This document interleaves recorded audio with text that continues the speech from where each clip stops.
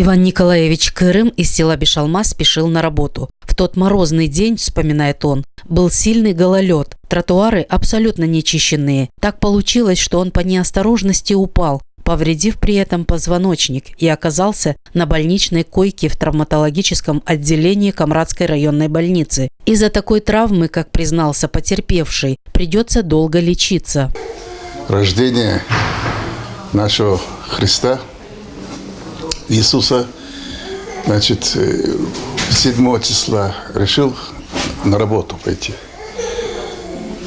Вышел на улицу, а там гололед. С машиной не захотел поехать, потому что трудно будет въезжать потом домой. И пешком. Поскользнулся, упал на спину. На работе уже сотрудники музея увидели мой цвет лица, начали спрашивать, что случилось. Я им рассказал, а потом нашли машину, меня домой привезли. И скорую вызвали. В эти праздничные дни не только Иван Николаевич пострадал от падения из-за плохой погоды. На момент наших съемок огромное количество людей стояло в очереди к врачу-травматологу в Камрадской районной поликлинике. Люди возмущались, что городские власти не очищают в такие дни тротуары, а страдают из-за этого простые горожане.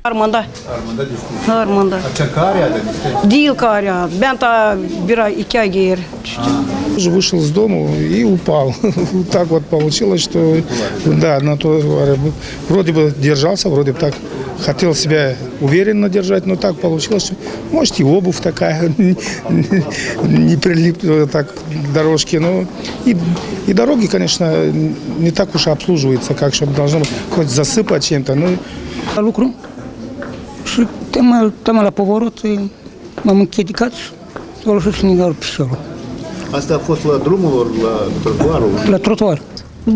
Брызгает где только возле Промарии, это центральная, а дальше улицы где? Нигде не это брызгано. И все посыпали немножко песочком, хотя бы что делать. Коммунальщики плохо работают, да и дороги плохие.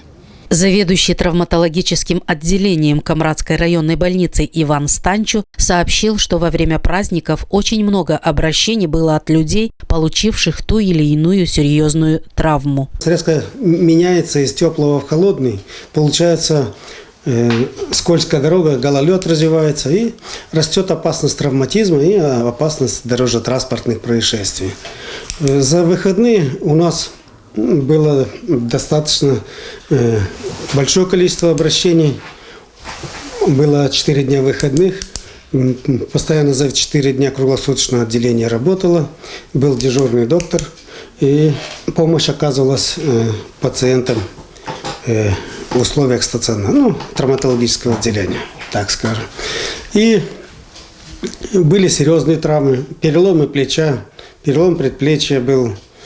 Кто несет ответственность за людей, которые попадают в такие ситуации? Кто оплачивает им медицинские услуги? Да и вообще, кто виноват в том, что человек в гололед шел, поскользнулся, упал и оказался на больничной койке? Эти вопросы пока остаются без ответа. Но более всего съемочную группу телекомпании АТВ шокировали кадры внешнего вида отделения травматологии Камрадской больницы, в котором оказывают первую помощь людям, попавшим туда, может быть, не по своей вине. Эти кадры мы оставляем без комментариев для размышления зрителей городских и региональных властей автономии.